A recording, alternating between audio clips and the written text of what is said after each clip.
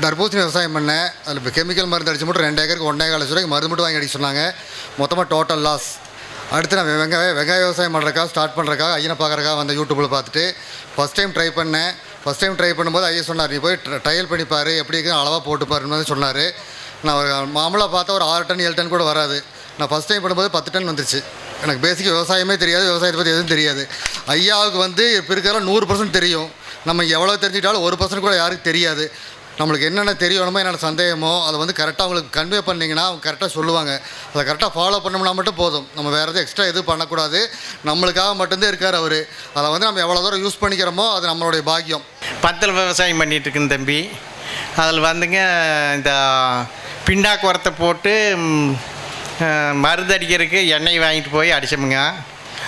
நல்ல முறையாக காயெல்லாம் நல்ல முறையாக வருதுங்க. நல்ல நீளமாக வருதுங்க, நல்ல முறையாக காய்க்குதுங்க. அதனால் விடாமல் நம்ம அந்த புண்ணாக்கையும் வச்சு எண்ணெயும் அடிச்சிட்டு இருக்கிறோமுங்க. புடலங்காய், பீக்கங்காய், சுரைக்காய் நல்லா இருக்குதுங்க.